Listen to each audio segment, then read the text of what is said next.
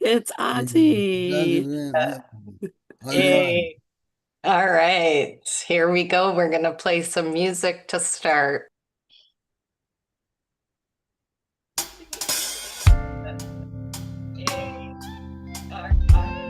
I rest in God.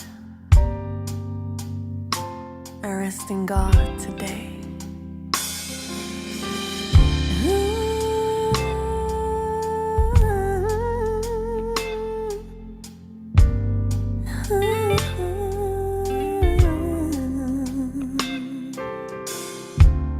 I rest in God today and let Him work in me. I rest in God today and let Him work through me while I rest in Him in quiet and in perfect certainty. I rest in God today, away from dreams and into peace. I rest in God today. I rest in God today. I rest in God today.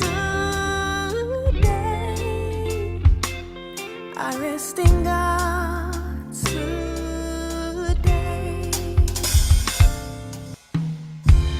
I rest in God today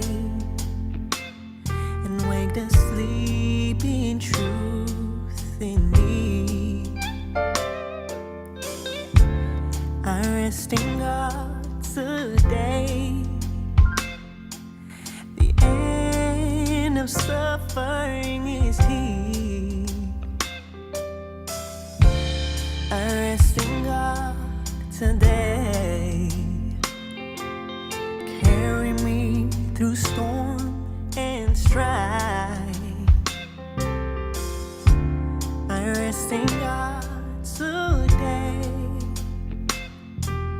away from dreams and into peace. I rest in God today.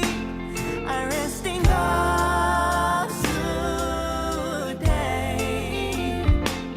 I rest in God today. I rest in God today. Open up the temple doors and let Him come from far across the world. My distant brothers and my closest friends, I bid them all into here and rest with me. We rest within the peace of God today, quiet and unafraid. Resting God.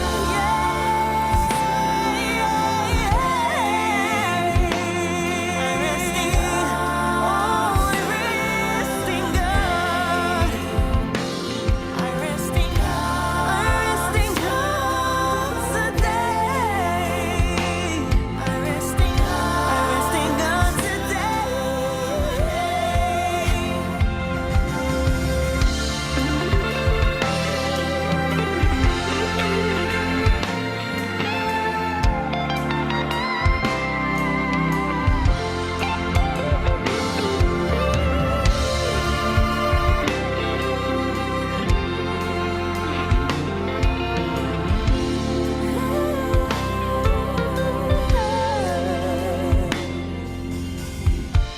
We rest together here, for thus our rest is made complete.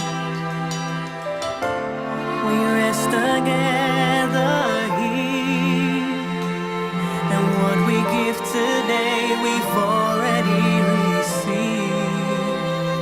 I rest in God today.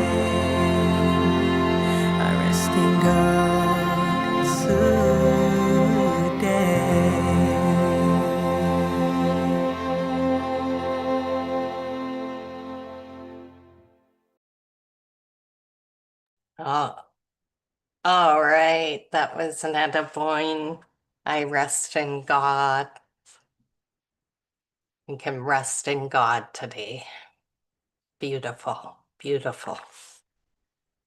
And so that brings us into reading John Mundi, A Course in Mysticism and Miracles. Begin your spiritual adventure. And we're on chapter 16 on page 170 in the book, The End of the World. And it starts out with a quote from the workbook lesson 166. Here is the paradox that underlies the making of the world. This world is not the will of God, and so it is not real. And I can rest in God knowing that is the truth. We began our last chapter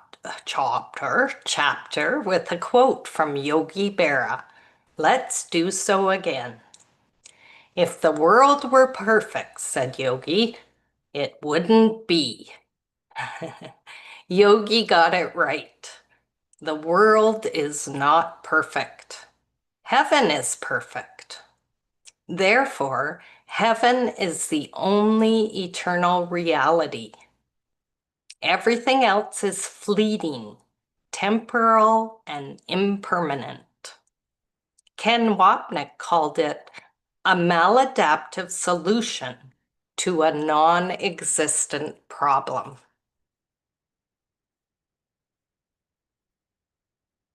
The Course describes the world in a number of ways. It is totally insane and leads to nothing, from the text, chapter 14. It is an uncertain place in which you walk in danger and uncertainty, from the text, chapter 20. It is ruled by the belief that love is impossible, text, chapter 8. It is meaningless in itself, workbook lesson 12. It is nothing in itself, workbook lesson 132. We live in a material world, a material world, in a material world. Sorry, I couldn't help myself. That's like the ADHD brain thing. Negative. You know, Madonna's song, Material. What's that, Reverend? She sounded good to me. Like Living in a material world. Material! Oh! that. All right, I won't keep going.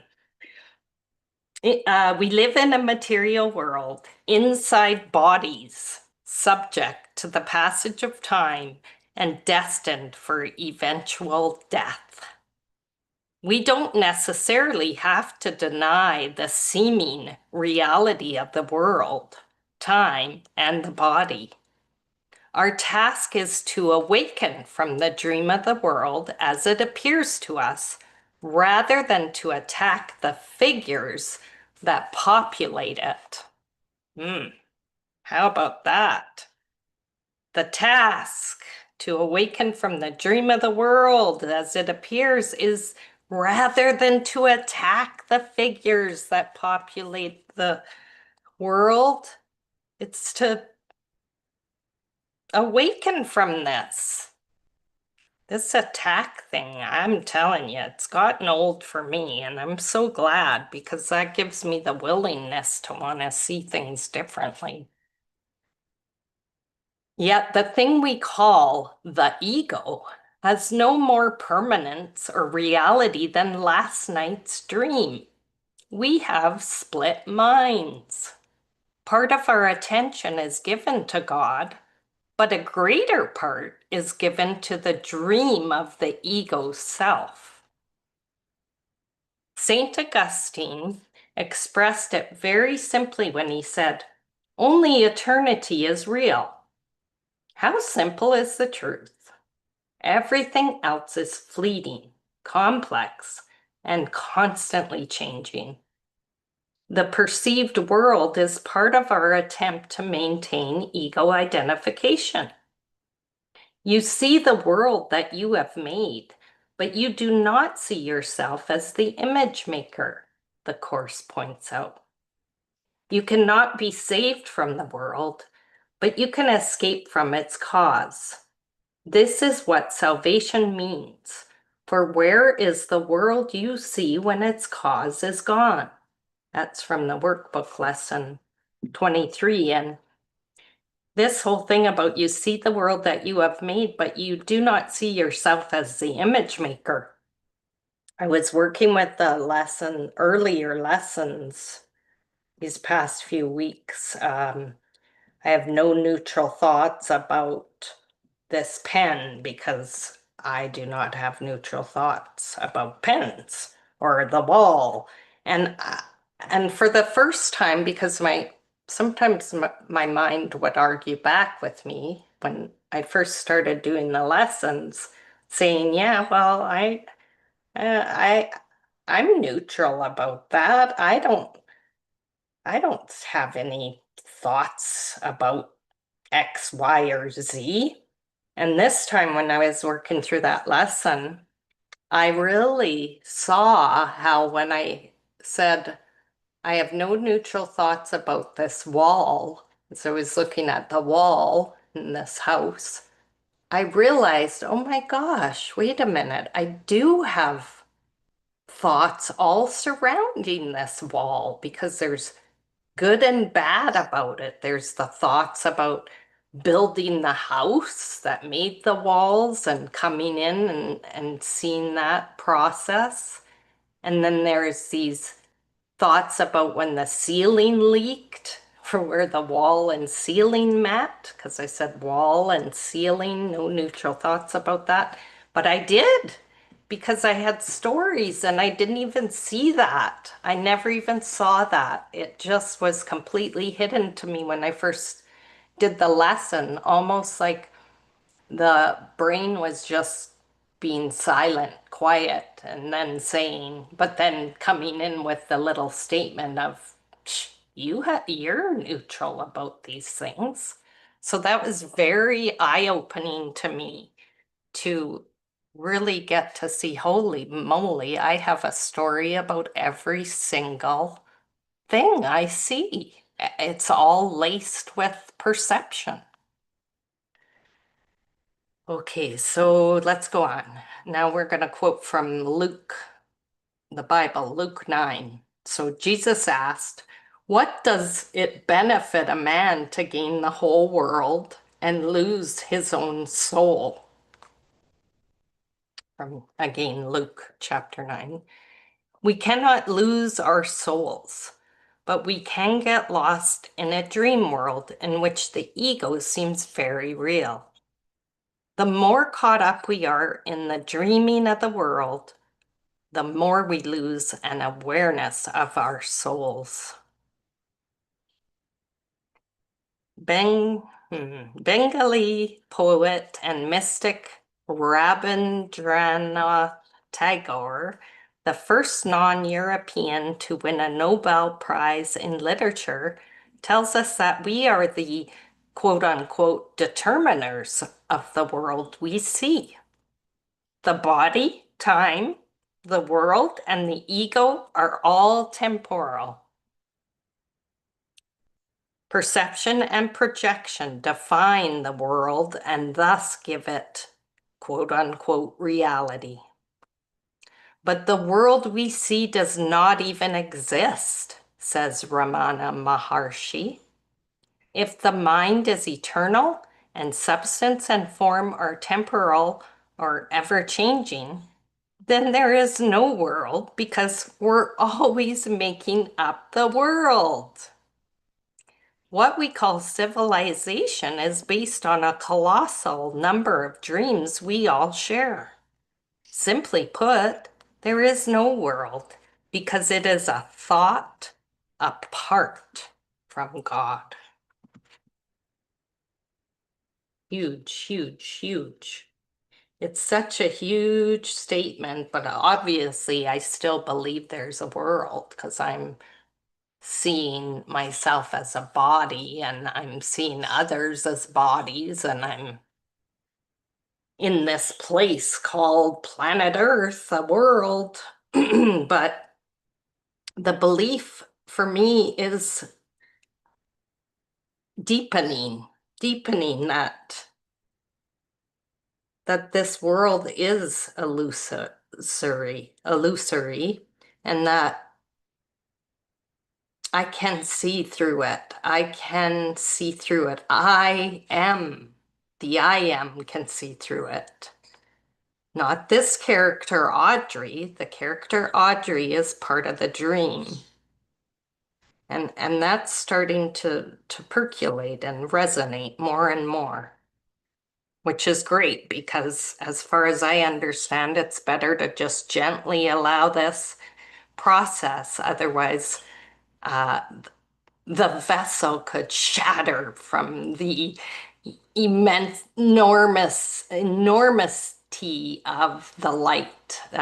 When I was taking an introduction to Kabbalah course, that's where I kind of got that visual of the vessel just busting open because it couldn't contain that light and try to be itself type of thing.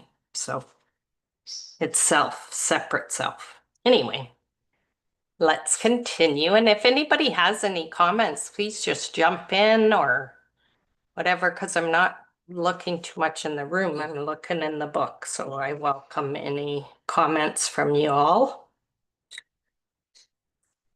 Dreaming the world is the next section.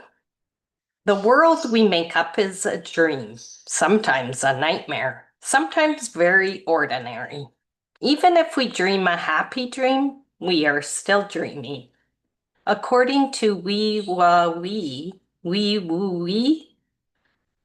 perceiving is impersonal, but the interpretation that follows perception is contaminated by the prejudices of the observer. Yeah, contaminated.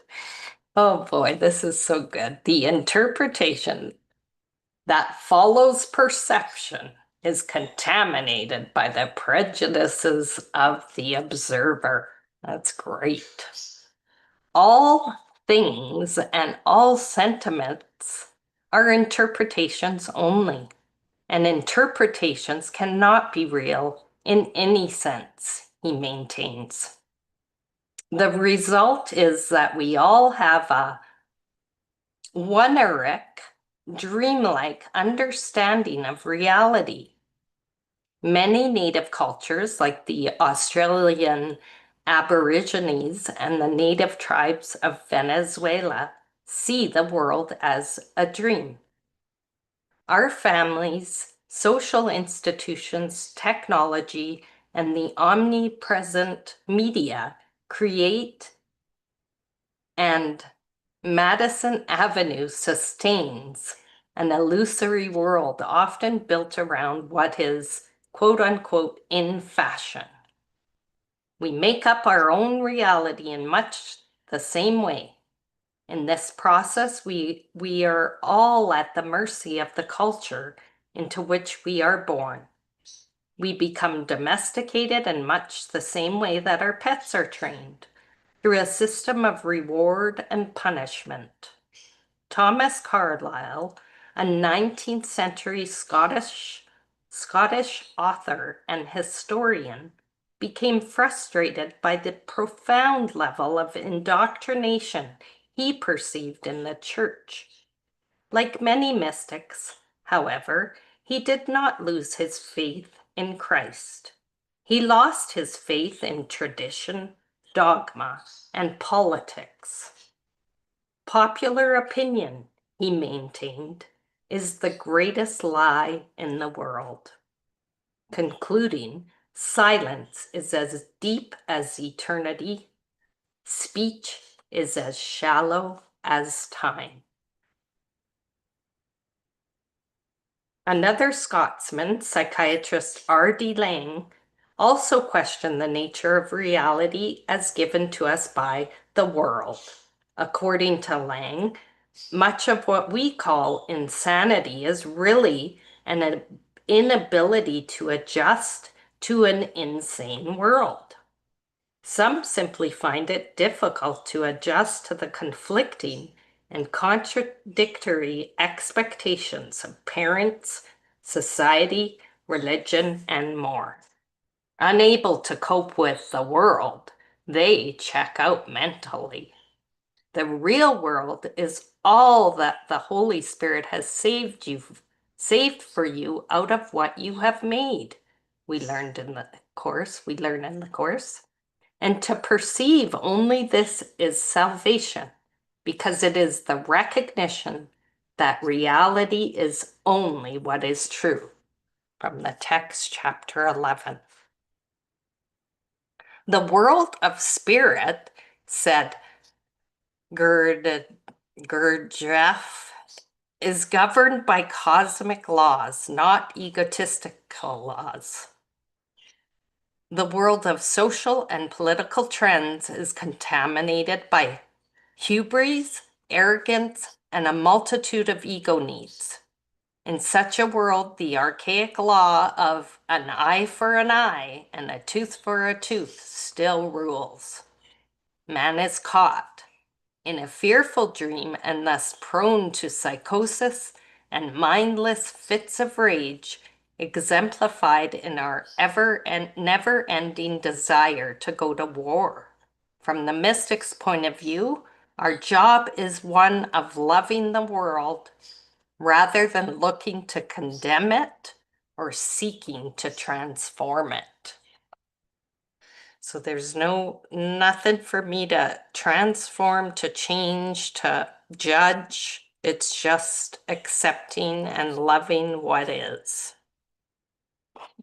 That's what I get from that. The loving all method Regina taught years ago and still teaches, I guess, on the website.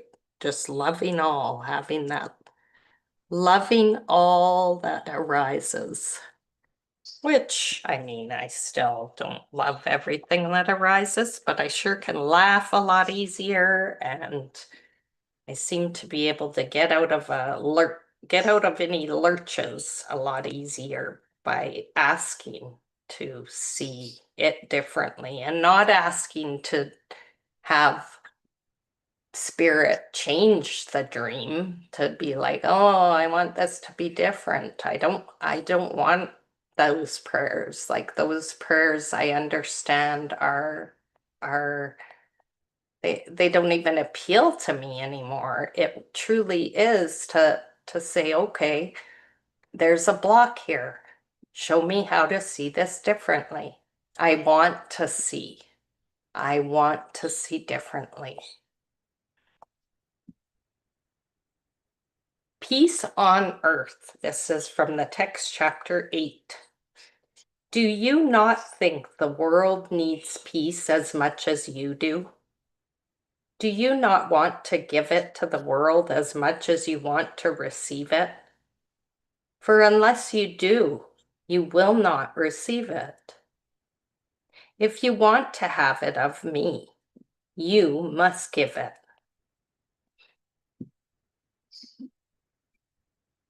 Yeah, I often would say, there was a time I would say, I want to leave the space better than how I left it. So if that means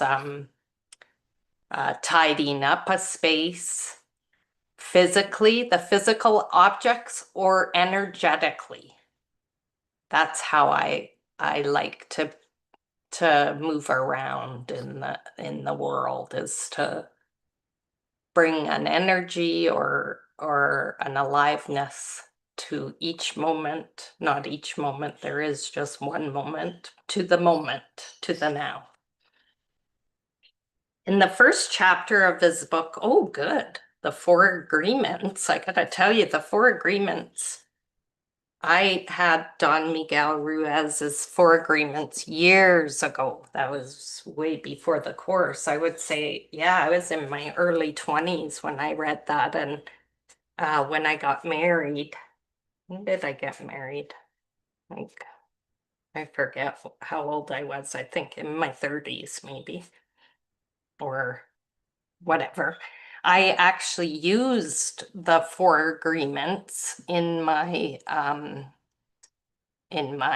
vows to Mike. I had them woven into my vows because I just really believe the Four Agreements are an incredible philosophy to live by. Always do your best, be impeccable with your word, don't take things personally, and something. Of course, now I can't remember the fourth, so that's okay. In the first chapter of his book, The Four Agreements, contemporary Mexican author Don Miguel Ruiz says that all of what we hear and see is a dream within a dream. Dreaming is the main function of the mind, says Ruiz, and we are constantly dreaming. Our nighttime dreams and our daytime dreams take a different form. That's all. What Ruiz calls dreaming, Eckhart Tolle calls compulsive thinking, and Freudians call unconscious thinking. The Course calls dreams perceptual temper tantrums, in which you literally scream, I want this, I want it thus, I want it thus. And thus it seems to be in the text, chapter 18. Society, then, is the dreaming of the planet, a collection of billions of small dreams carried out according to a wide variety of cultural values and mores. Everywhere, games are played out in politics, religion, and business. According to Don Miguel Ruiz, we see what we want to see. We hear what we want to hear, and our belief systems are mirrors in which we perceive what we project. In solitude, we have our dreams to ourselves. In society, we dream our dreams in concert. In this way, the world is built through our words and our thoughts. We use language to think and to understand what is going on in ourselves and the world around us. American author Michael Talbot in Mysticism and New Physics says, reality is a semantic creation largely constructed by cultural beliefs. What we believe to be true becomes true. What we call this reality is learned. And that's so evident with just different cultures around the world, like different, even different places in Canada will have, different cultural beliefs. Like the Quebec French people are perceived by the non-French as, wanting to separate from Canada and not wanting to be a part of our country, and they just want to be amongst themselves, and it's not a it's a mistaken belief, because I'm I'm not feeling good about that when I say that. I'm like sort of cringy when, there's this separation feeling. But of all the people from Quebec that I've met, I've never had that impression of any one of them. Yet there's still this belief that the quote unquote Quebec people are these separatists. So I find that funny because, my son asked me one day, he said, "Oh, well, who do you know that is blah, blah, blah?" And I was like, "Well, nobody." And he's like, "Well, how do you know they're like that then?" It was regarding some other something I've grown up with hearing and thus believing, which it isn't true. And Rev Wayne says in the chat, a man hears what he wants to hear and disregards the rest. Paul Simon. Thank you, Rev Wayne. And Somerset Maugham wound themes of Eastern mysticism and enlightenment into his last novel, The Razor's Edge. I have to sneeze 1 second.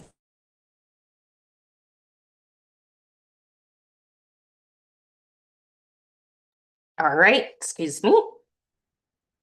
In his last novel, The Razor's Edge, according to Maugham, man always sacrifices truth to vanity, comfort, and advantage.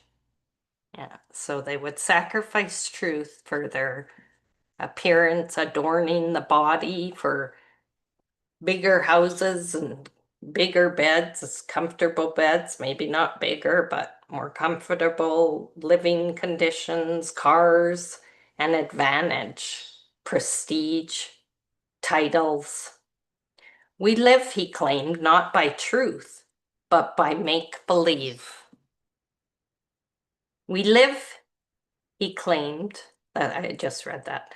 What is right and what is wrong are all simply different interpretations, and we kill each other over our interpretations.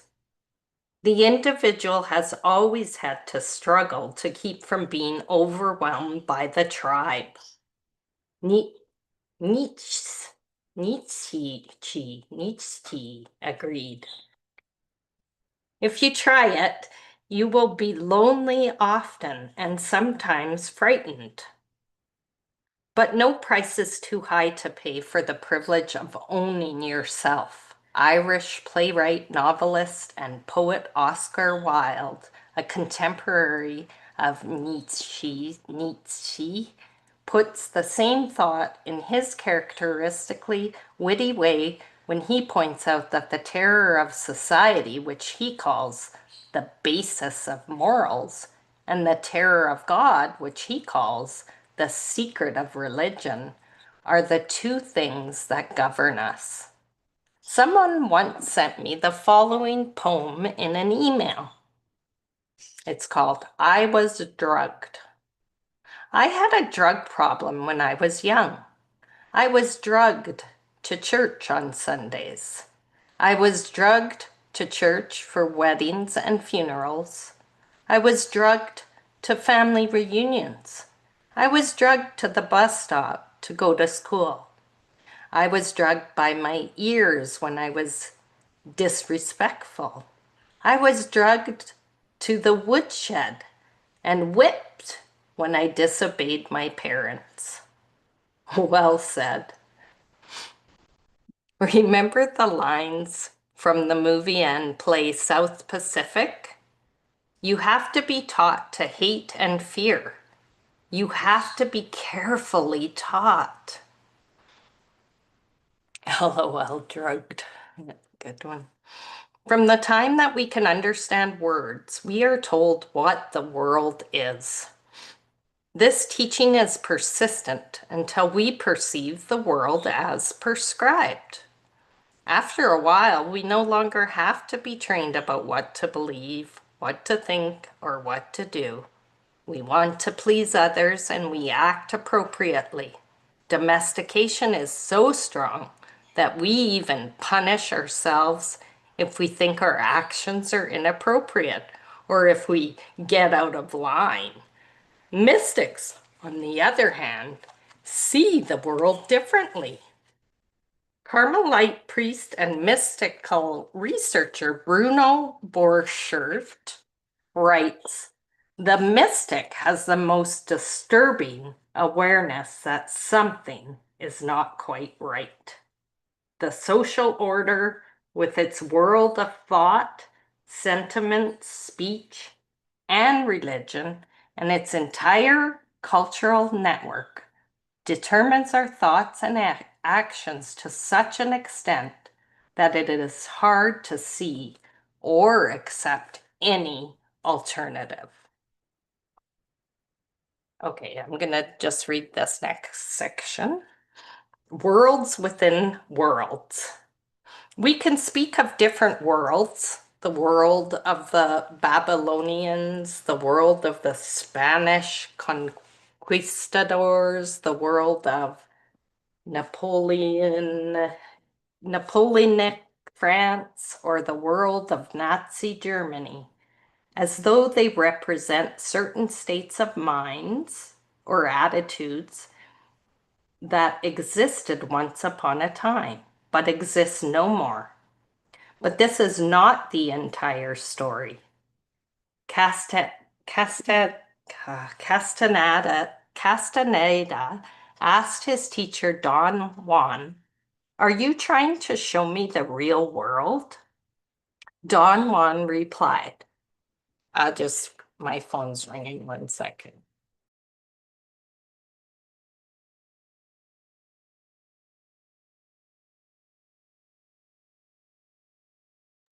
Hopefully you can't hear that anymore. So Don Juan said, "Are you trying to show me the world, trying to show me the real world?" Don Juan replied, "No, I'm not trying to show you the real world. I'm trying to show you that the world you see is just of you. I'm trying to show you that the world you see is just of you." 16th century Dominican friar and cosmological theorist Gianardo Bruno even claimed that there was an infinite universe containing an infinite number of worlds inhabited by an infinite number of intelligent beings. 19th century Lebanese monk and mystic Saint Sharpal lived as a hermit and so had a different view of the world.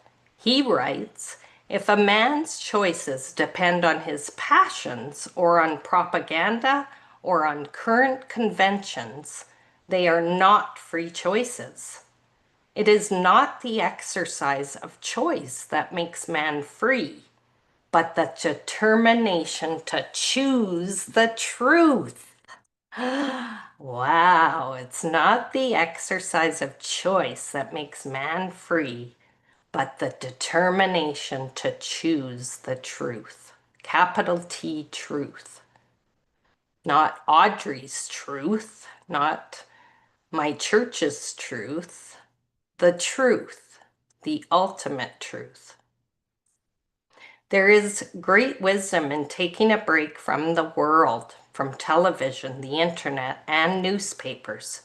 Jesus suggested we be still, quiet, and quiet the busy ego mind, compulsive thinking, and wait, the Course tells us the memory of God comes to the quiet mind from the text chapter 23.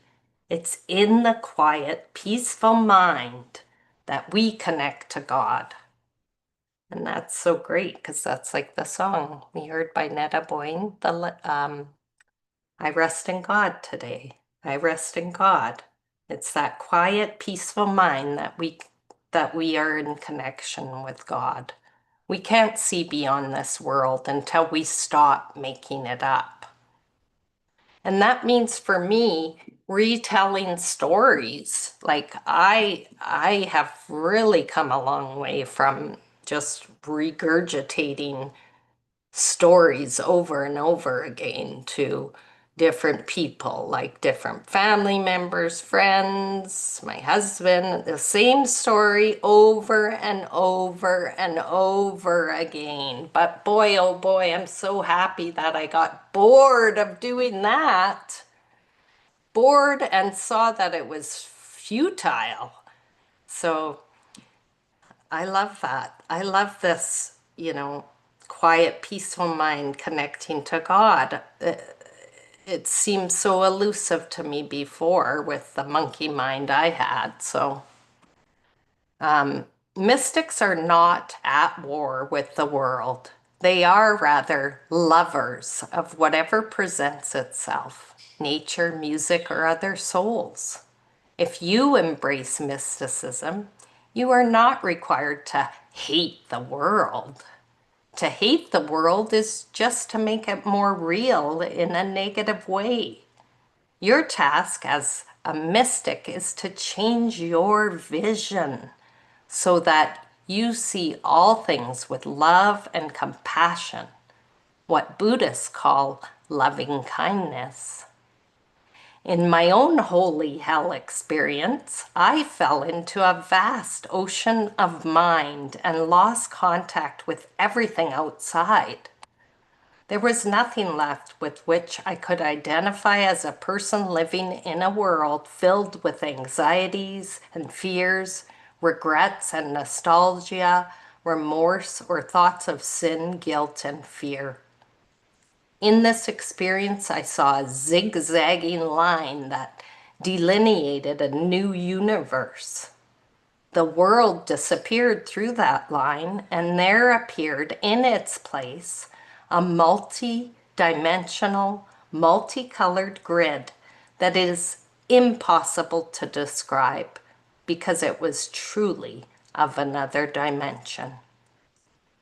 The ancient Hawaiians called this grid Ke'aku, a divine source through which everything is connected. The Navajo described it as a web. Tibetans call it a net. Modern cosmologists and astrophysicists call it quantum hologram. Whatever you call it, I experience this grid as more real than this world. It exists in a place I've been before and to which we are all now returning. I was not losing reality. I was finding it.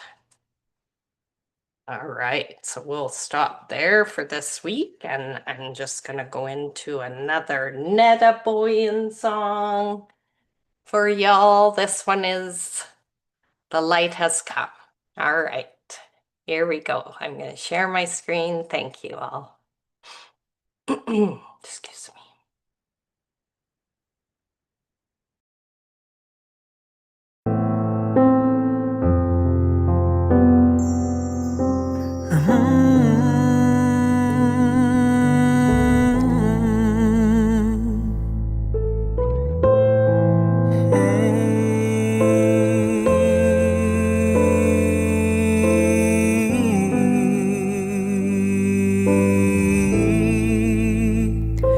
The light has come. You are healed, and you can heal. The light has come. You are saved, and you can save. The light has come. You're at peace, and wherever you go, you bring peace. The light has come. The light has come. I have forgiven the world. The light has come. The light has come. I have forgiven the world. We do not see the ego shadow on the world today. We see the light, and in it And we see heaven's reflection lie across the world. The light has come, the light has come. I have forgiven the world. The light has come, the light has come. I have forgiven the world. We dedicate this day to the serenity in which God would have you be. Keep it in your awareness of yourself and see it everywhere today. As we celebrate the beginning of your vision and the side of the real world, which has come to replace the unforgiving world you thought was real. You thought was real. You thought was real. The light has come.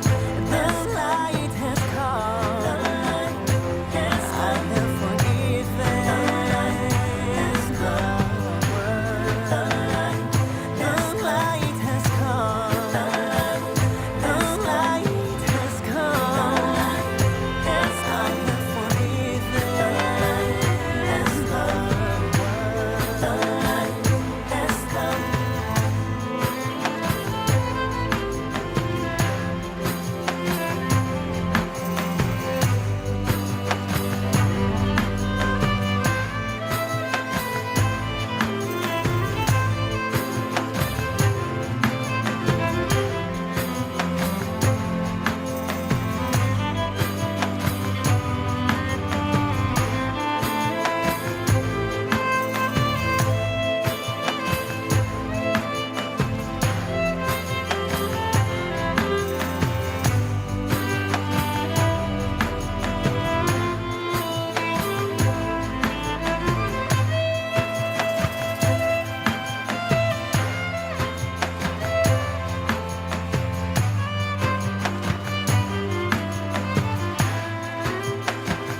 The light has come. The light has come. The light has come. I have forgiven the world. The light has come.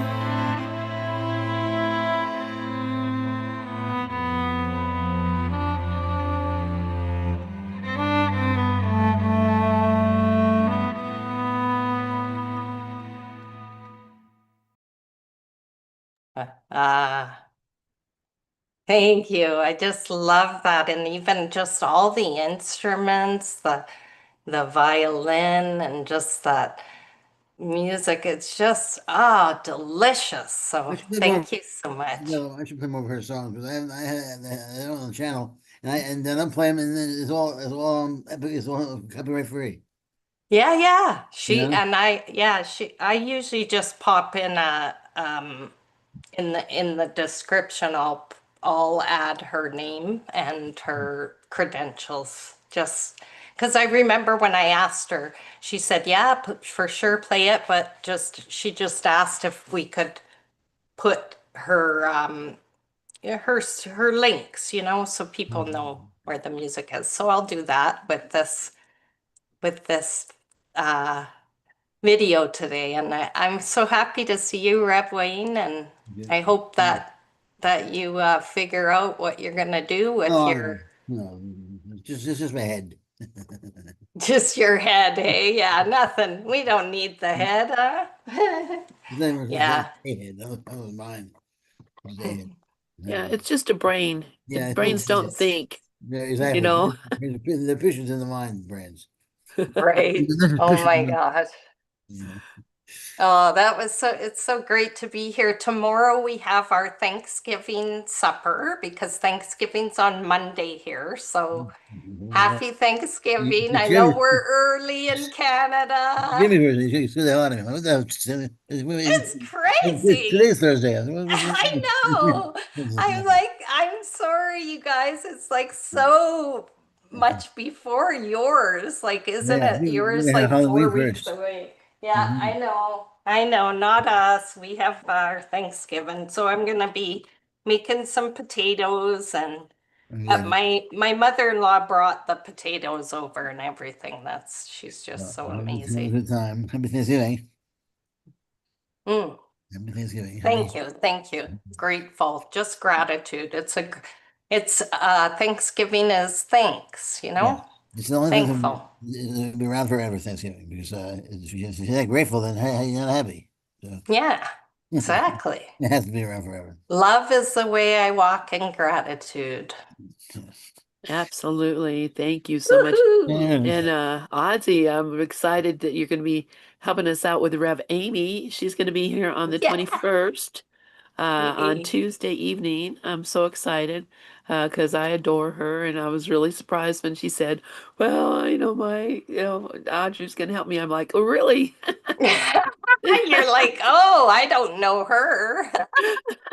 She doesn't help me. I love it. I Get love it. around. You got a finger in every pie. I'm telling you what, Yeah, I girl. know. I love it. That's right. I like all the pies. You're right. I gotta have apple and Saskatoon berry pie. I love Saskatoon jam, Oh my berry jam. goodness, Oh, Saskatoon so good. berry. I've never had Yes. that. Oh, it's the best. Saskatoons. Oh, so good. I wonder what Ah, we'll have to see what those kind are. I'll look them up.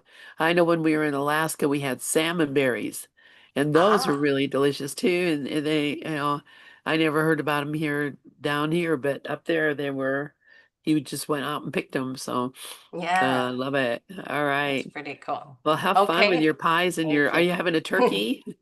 I think they're gonna just do turkey breasts, Turkey not a breast? whole turkey, because Yeah. just it's just easier. And everybody's getting older. I mean, you know, we're Yeah. not little kids anymore. Have our little kids home running around where we can baste the turkey all day, and we're all older and grown up now. We have lives, quote Yeah, I unquote. hear that.